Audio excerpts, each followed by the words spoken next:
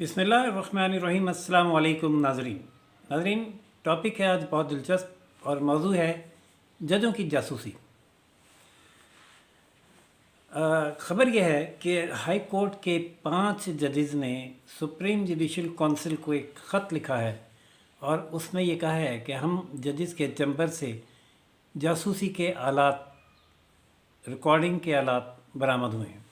हमारी जासूसी की जा रही है जो हम पर दबाव के मुताबिक है कि हम आज़ादाना फ़ैसले ना करें। नाज़रीन, ऐसी ही शिकायत जब जस्टिस शौकत अज़ीज़ सिद्दीकी ने की थी तो उनके साथ जो हुआ वो सबके सामने है कि पहले उनके ख़िलाफ़ सुप्रीम जुडिशल काउंसिल में मुकदमा चला और फिर उन्हें बर्तरफ़ किया गया। फ़र्क ये है कि उन जस्टिस शौकत अज़ीज़ सिद्दीकी ने पहले कन्वेंशन में तकरीर की और बाद में शिकायत सामने आई, लेकिन यहाँ इन जजेज़ ने पहले शिकायत कर दी है सुप्रीम जुडिशल काउंसिल को। और मुतालबा इसमें देखें क्या किया। जजेज़ ने मुतालबा ये किया है कि इस टॉपिक पे कन्वेंशन मुनक़िद किया जाए। नाज़रीन, ये जो माशाल्लाह जजेज़ हैं हाई कोर्ट के 5, जिसमें जस्टिस तारिक महमूद जहांगीरी, जस्टिस समन रिफ़त और जस्टिस बाबर सत्तार और चीफ़ जस्टिस जो हैं शामिल हैं, 2 और भी जजेज़ हैं। इनको मैं जानता हूँ इनकी प्रैक्टिस के ज़माने से। ये जो अपने क्लाइंट को फेवर देने के लिए जो एक वकील जो हरबे इख्तियार करता है वो उसका हक़ है, वो उसको करने चाहिए। लेकिन जब एक वकील जज बन जाए तो फिर उसको जज होना चाहिए, पार्टी नहीं होना चाहिए। अब इन जजेज़ की ईमानदारी किन पर आया है। इस्लामाबाद हाई कोर्ट के फ़ैसले याद तो होंगे सबको कि दर्जनों मुकदमात में एक ही गो में ज़मानत मंजूर, अदालत आए बग़ैर तमाम मुकदमात में ज़मानत मंजूर, मुस्तक़बिल में जो मुकदमात दर्ज होने हैं उनमें भी ज़मानत मंजूर, और बल्कि ये हुक्म तक दिया गया कि मुस्तक़बिल में कोई FIR ही दर्ज ना की जाए। नाज़रीन, ये वो स्याह फ़ैसले और अहकामात हैं पाकिस्तान की अदलिया की तारीख़ के जिसकी मिसाल दुनिया में कहीं नहीं मिलती।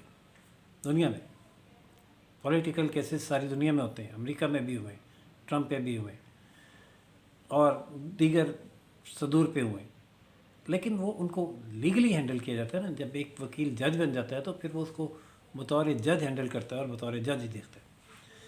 अब जो इमरान खान साहब के ख़िलाफ़ मुकदमात हैं, इद्दत का केस, साइफ़र केस, टेरियन केस और घड़ी चोरी का केस, मतलब तोशा खाना केस, नायली का केस, उनमें अपीलें हाई कोर्ट में आएगी।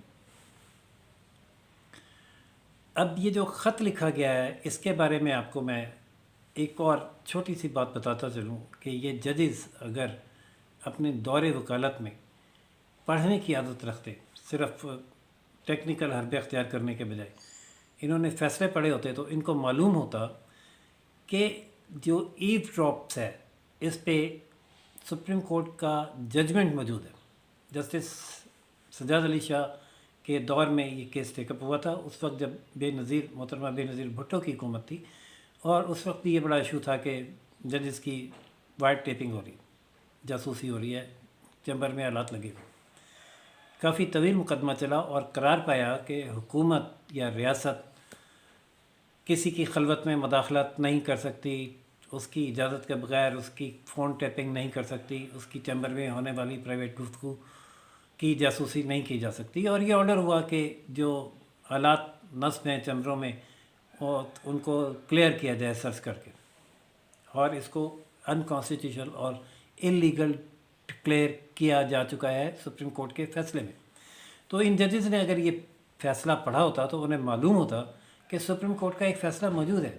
और हैरत है, मतलब है कि इस पे क्या कहा जा सकता है। मुअज़्ज़िज़ जजेज़ में कोई नेगेटिव वर्ड यूज़ नहीं कर सकता कि इस पे कहा क्या जा सकता है कि उन्हें इतनी समझ नहीं है कि सुप्रीम कोर्ट के एक फ़ैसले की मौजूदगी में कन्वेंशन में पास की गई करारदादों में की क्या औकात होगी।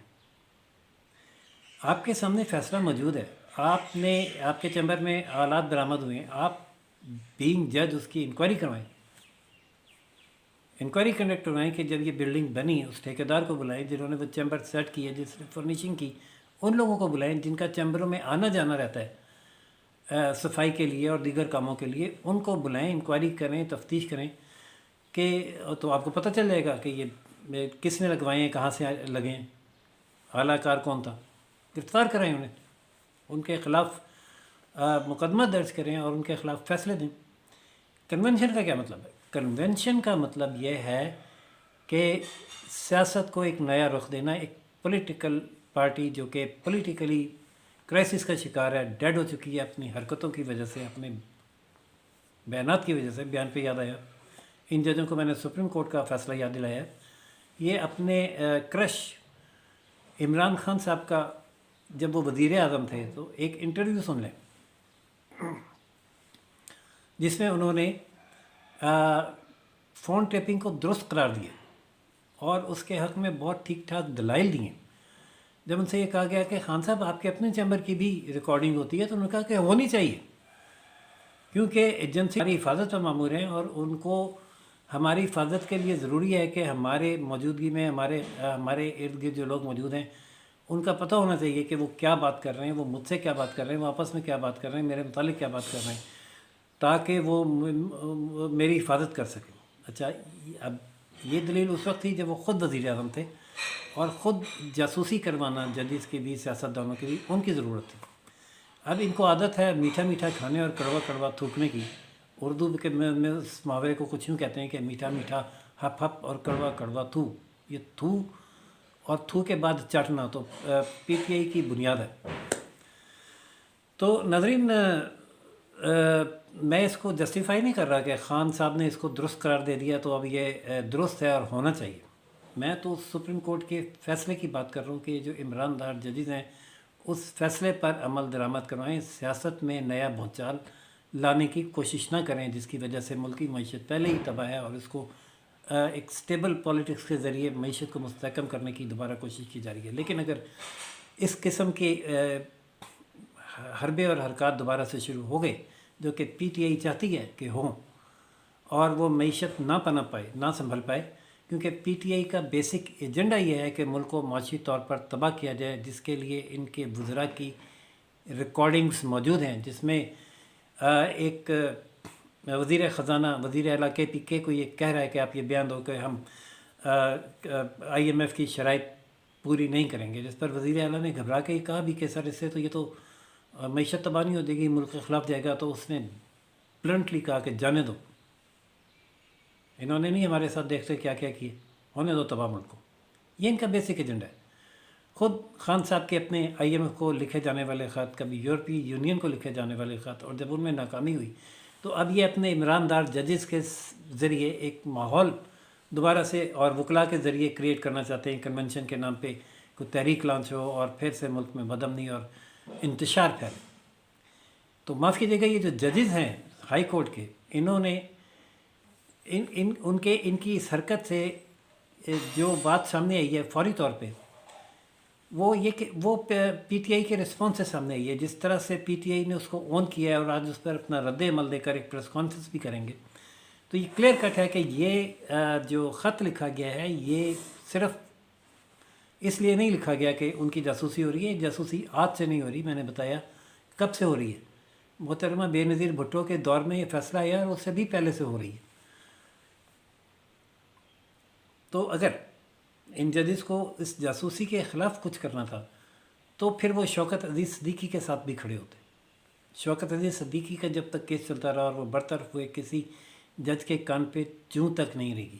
انہوں نے جو نام دیا ہے ریاستی بدماشی کا کہ بھائی صاحب اگر یہ ریاستی بدماشی ہوتی نا تو آپ خط تو کیا لکھنا تو درکنار آپ چسک بھی نہ سکتے۔ ریاستی بدماشی تو نہیں ہو رہی، البتہ سیاسی بدماشی اور عدالتی، میں اس کو یہاں حذف کرتا ہوں، عدالت کی طرف سے کچھ نہ کچھ ضرور ہو رہا ہے۔ کیا ہو رہا ہے؟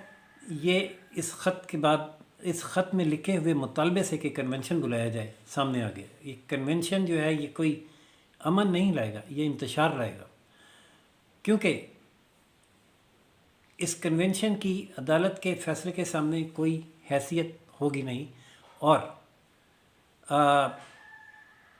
ہوگا یہ کہ وکلا اس پر احتجاجی تحریک لانچ کریں گے، اور جب احتجاجی تحریک لانچ کریں گے تو یہی وہ مقصد ہے پی ٹی آئی کا جو وہ خود نہیں کر پا رہی۔ وہ پی ٹی آئی جس کے سربراہ آج تک اتنے لاڈلے ہیں کہ جنہیں جیل میں میڈیا ٹاک تک کرنے کی سہولت ہے، جو 35 لاکھ کا کھانا 6 مہینے میں کھا گئے ہیں، جنہیں ایکسرسائز کی اور واک کی سہولیات تک دستیاب ہیں۔ تو کوئی تو ہے جو یہ نظام پی ٹی آئی چلا رہا ہے جیل میں بیٹھے ہوئے بھی، اور جیل میں بیٹھے ہوئے کی سہولت کاری کوئی کر رہا ہے، ورنہ کسی سہولت کاری کے بغیر آج تک جیل میں قید کسی بھی شخصیت کو، بھٹو ہو یا نواز شریف ہو یا زرداری ہو، یہ سہولیات ملی ہوں،